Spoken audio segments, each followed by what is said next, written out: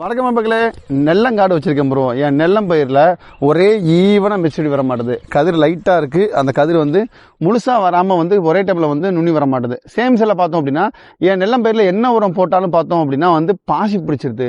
இந்த ரெண்டு பிரச்சனை அப்படிங்கிறது நெல் விவசாயம் பண்ணக்கூடிய எல்லா வகையான ஃபார்மர்ஸ்க்கும் பிரச்சனையா இருக்கு.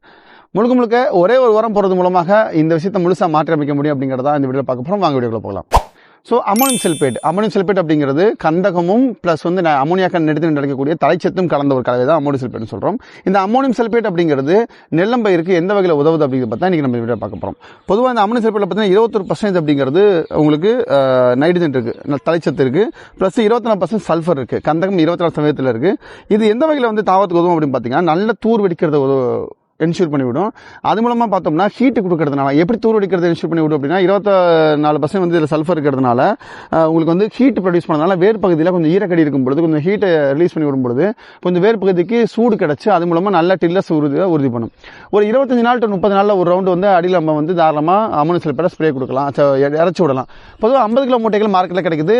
950 ரூபாயிலிருந்து 1500 ரூபாய் வரைக்கும் டிபெண்டிங் அப்போ பிராண்டை பொறுத்து காஸ்ட் மாறுது இல்லையா, அது போடலாம்.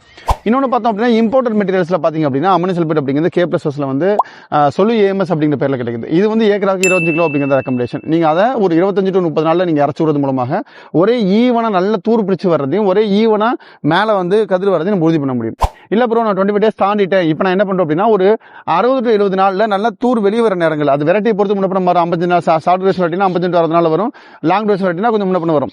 கதிர் வெளியே வரக்கூடிய பருவத்தில் ஒரு ஏக்கராக்கு 1 கிலோ அப்படிங்கிற இந்த அமோனியம் சல்பேட் சொல்லு AMS அப்படிங்கிற அமோனியம் சல்பேட்டை எந்த மருந்து கூட வேணுமாலும் ஸ்ப்ரே கலந்து மேல ஸ்ப்ரே கொடுக்கறது மூலமாக ஒரே ஈவனா கதிர் வெளியே வரதை உறுதி பண்ண முடியும்.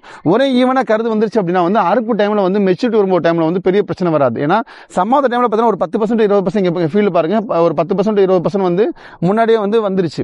இது சீக்கிரம் மெச்சூர் ஆகும். இது பாதி பால் பிரிக்க பருவத்துக்கு போயிடுச்சு. இன்னும் சில டில்லர்ஸ் வெளிவராம இருக்கு. இந்த மாதிரி பிரச்சனைகள்லாம் விவசாயிகளுக்கு பெரிய நஷ்டத்தை கொடுக்கறதுக்கு வாய்ப்பு இருக்கும். ஸோ நெல் பயிரில் ஒரே ஈவனா கதிர் பெறுவது அப்படிங்கிறது, கதிர் பாயறது அப்படிங்கிறது ரொம்பவே முக்கியமான ஸ்டேஜ். மறக்காம இந்த சொல்லு AMS ட்ரை பண்ணுங்க, நல்ல ரிசல்ட் பாருங்க.